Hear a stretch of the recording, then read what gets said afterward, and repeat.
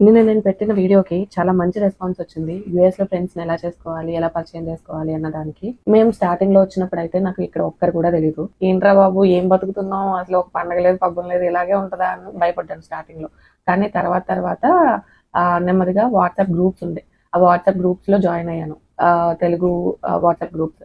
ఆ తర్వాత నెక్స్ట్ వాళ్ళు పెట్టే మీటప్స్‌కి వెళ్ళడం, ఫ్రెండ్స్‌ని పరిచయం చేసుకోవడం. అందులో కూడా మన మెంటాలిటీకి సింక్ అయ్యే వాళ్ళు దొరుకుతారు. వాళ్ళని పరిచయం చేసుకొని అలా పరిచయాలు పెంచుకుని ఇక్కడ ఫ్రెండ్స్‌ని గ్యాదర్ చేసుకున్నాం. ఆ తర్వాత ఇక్కడ తెలుగు టెంపుల్స్ ఉంటాయి. రెగ్యులర్‌గా వెళ్తుంటే అక్కడ ఈవెంట్స్ జరుగుతుంటాయి. అందులో పార్టిసిపేట్ చేయడం.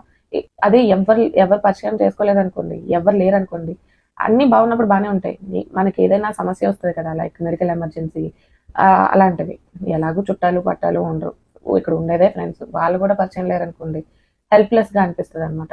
సో, వీలైనంత వరకు ఇక్కడ పరిచయం పెంచుకుని, అందులో ఎవరైతే మన మెంటాలిటీకి సెట్ అవుతారో వాళ్ళని ఫ్రెండ్స్‌గా చేసుకోవడం అనేది చాలా మంచి పద్ధతి.